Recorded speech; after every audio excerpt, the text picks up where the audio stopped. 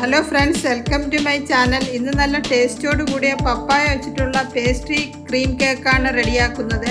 ഇത് ഉണ്ടാക്കാൻ 100 ഗ്രാം ഏകദേശം 1 കപ്പ് അളവിൽ മൈദ എടുത്തിട്ട് ഒരു 1/4 ടീസ്പൂൺ സോൾട്ട് ഇട്ട് ഇതേപോലെ ഒന്ന് മിക്സാക്കി വയ്ക്കണം. എന്നിട്ട് നമ്മൾ 3 എഗ്ഗാണ് എടുത്തത്.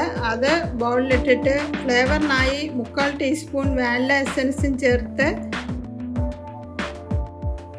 ഒന്ന് ബീറ്റ് ചെയ്തിട്ട് നമുക്ക് ഷുഗർ ചേർക്കാം.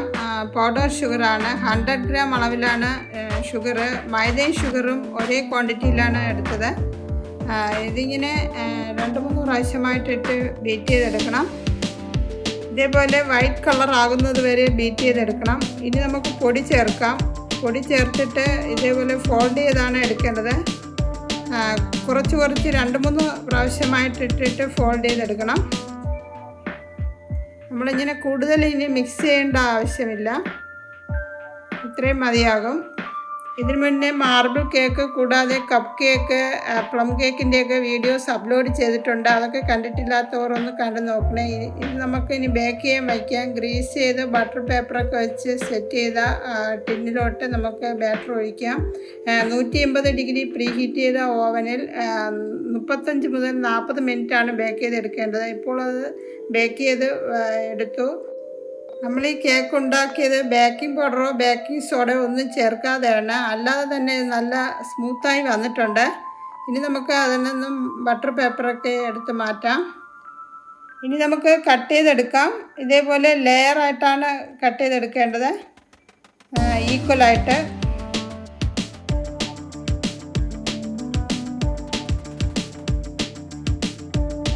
ഇനി രണ്ടാമത്തത് നമുക്കതുപോലെ കട്ട് ചെയ്ത് മാറ്റാം. ഇപ്പോൾ എല്ലാം കട്ട് ചെയ്തെടുത്തു. 3 ലെയറായിട്ട് കിട്ടിയിട്ടുണ്ട്. നമുക്കത് വേറൊരു പ്ലേറ്റിലോട്ട് മാറ്റി വയ്ക്കുക. എന്നിട്ട് ഇതിന് വേണ്ട ഫില്ലിംഗ് ഒക്കെ റെഡിയാക്കണം. വിപ്പിംഗ് ക്രീമിൻ്റെ പൗഡറാണിത്. ഈ പാക്കറ്റിൽ 50 ഗ്രാം അളവിലാണ് ഉള്ളത്. ബേക്കേഴ്സ് കമ്പനിയുടേതായിരുന്നു. ഇനി നമുക്ക് അതിലേക്ക് 100 ഗ്രാം അളവിൽ നല്ല തണുത്ത മിൽക്കാണ് ഒഴിക്കേണ്ടത്. എന്നിട്ട് ഒരു 3-4 മിനിറ്റ് സമയമെടുക്കും. ഇതുപോലെ തിക്കായിട്ട് ബീറ്റ് ചെയ്തെടുക്കണം. എന്നിട്ട് ഫ്രിഡ്ജിൽ ഒരു അരമണിക്കൂർ വയ്ക്കണം. ഫില്ലിങ്ങിനായി ഇതേപോലെ പഴുത്ത പപ്പായാണ് വേണ്ടത്. ഏകദേശം 1.5 കപ്പ് അളവിൽ ഉണ്ട്. എന്നിട്ട് 1 ടേബിൾ സ്പൂൺ ഷുഗർ ചേർത്തിട്ട് നല്ല കുക്ക് ചെയ്തെടുക്കണം. ഇതേ രീതി നമ്മൾ ഈ ബീറ്റ് ചെയ്ത ക്രീം അരമണിക്കൂർ ഫ്രിഡ്ജിൽ വെച്ചിട്ടുണ്ടായിരുന്നു. അതുകൊണ്ട് ഒന്നുകൂടെ അത് സെറ്റായി വന്നിട്ടുണ്ട്. ഇത് ക്രീം ഒരിക്കലും ഫ്രീസറിൽ വയ്ക്കണ്ട. ഇനി നമുക്ക് ആദ്യം കുറച്ച് ക്രീം വച്ചിട്ട് ആ സ്ലൈസ് അതിലോട്ട് വയ്ക്കാം, ഓരോരോ ലെയറായിട്ട്. നമുക്കിതിൻ്റെ പുറത്തിന് 2 ടീസ്പൂൺ ഷുഗർ സിറപ്പ് ഇതുപോലെ ഒഴിക്കാം. അതൊന്ന് വെറ്റാവാൻ വേണ്ടിയാണ്. 1/2 കപ്പ് വെള്ളത്തിൽ 2 ടേബിൾ സ്പൂൺ ഷുഗർ ഒഴിച്ചിട്ടാണ് ഇത് കുക്ക് ചെയ്തെടുത്തത്. ഇനി ക്രീം ഇതേ രീതിയിൽ പൈപ്പ് ചെയ്ത് കൊടുക്കാം.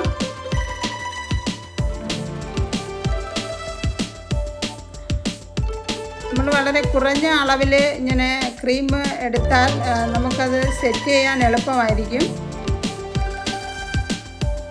ഇത്രയും മതിയാകും. എന്നിട്ട് നമുക്ക് അതിൻ്റെ പുറത്ത് വേവിച്ച് വെച്ചിരിക്കുന്ന പപ്പായ ആദ്യത്തെ ലെയറിൽ കുറച്ച് ക്വാണ്ടിറ്റി ഇട്ടാൽ മതി. നമ്മൾ സെൻറ്ററിലുള്ള ലെയറിലാണ് കൂടുതൽ ക്വാണ്ടിറ്റിയിൽ ഇടേണ്ടത്.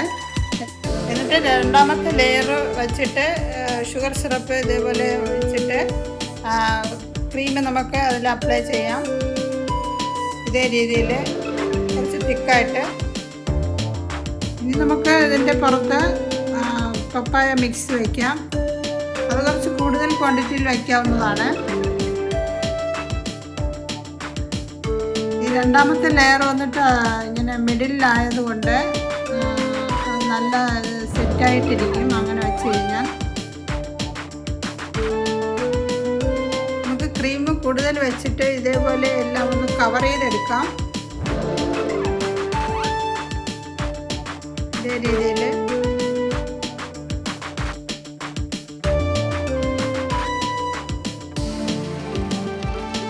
കുറച്ച് ക്രീം എടുത്തിട്ട് അതിൽ 2 പിഞ്ച് യെല്ലോ ഫുഡ് കളർ പൗഡറായിട്ടുള്ളതാണ്, അത് ചേർത്ത് ഇതേപോലെ മിക്സ് ചെയ്ത് എടുക്കണം. കേക്കിന് ചെറിയ ഫ്ലവർ പോലുള്ള ഡിസൈൻ കൊടുക്കാനാണ്. ഡിസൈൻ കൊടുക്കാൻ ഇതേപോലുള്ള വലിയ നോബായിരുന്നു എടുത്തത്.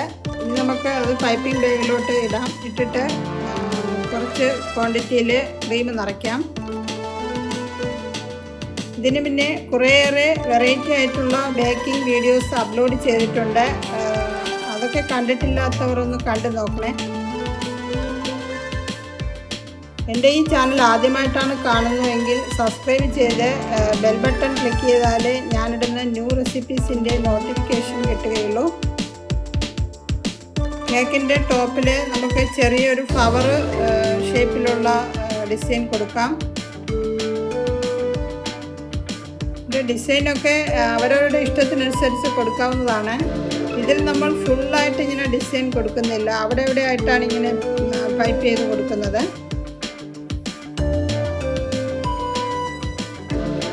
ഇനി നമുക്ക് ഇതിൻ്റെ സൈഡിലും ഇതേപോലെ ചെറിയൊരു ഡിസൈൻ കൊടുക്കണം.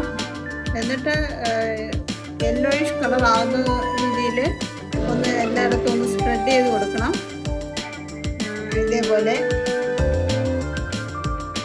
തിക്കായിട്ട് ഇങ്ങനെ അപ്ലൈ ചെയ്യണം, എന്നാലും നല്ല ഭംഗിയായിരിക്കുള്ളൂ.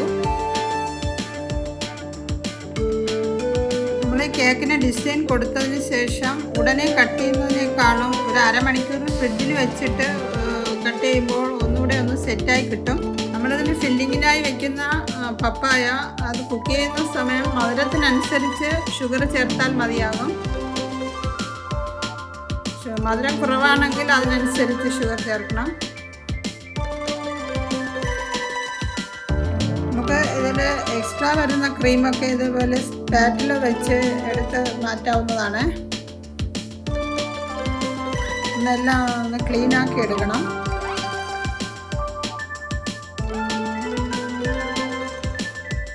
ഇനി നമുക്ക് ടോപ്പിങ്ങിൽ കട്ട് ചെയ്ത പപ്പായ അതുകൂടാതെ ഡ്രൈ ഫ്രൂട്ട്സൊക്കെ വെച്ച് ഡെക്കറേറ്റ് ചെയ്യാവുന്നതാണ്. നമുക്ക് കേക്കൊന്ന് കട്ട് ചെയ്ത് നോക്കാം. നല്ല സോഫ്റ്റും അതുപോലെ തന്നെ നല്ല ടേസ്റ്റിയുമാണ്. ഫ്രണ്ട്സ്, ഈ ക്രിസ്മസിന് എല്ലാവരും ഇതൊന്ന് ട്രൈ ചെയ്ത് നോക്കുക, തീർച്ചയായും ഇഷ്ടപ്പെടും. എൻ്റെ ഈ വീഡിയോ കുറച്ച് പേർക്കെങ്കിലും യൂസ്ഫുൾ ആയി കാണുമെന്ന് വിചാരിക്കുന്നു. വീഡിയോ ഒന്ന് ഷെയർ ചെയ്ത് റിപ്ലൈ കമൻറ്റ് ബോക്സിലിടാൻ മറക്കരുത്. വീട്ടിൽ ബർത്ത്ഡേ അതുപോലുള്ള ഫങ്ഷൻസൊക്കെ വരുന്ന സമയം എപ്പോഴും ഷോപ്പിൽ നിന്ന് നമ്മളിത് വാങ്ങാതെ വളരെ ഈസിയായി തന്നെ ഉണ്ടാക്കിയെടുക്കാൻ സാധിക്കും. എന്നാൽ അടുത്ത നല്ലൊരു റെസിപ്പിയുമായി വരുന്നത് വരെ നന്ദി.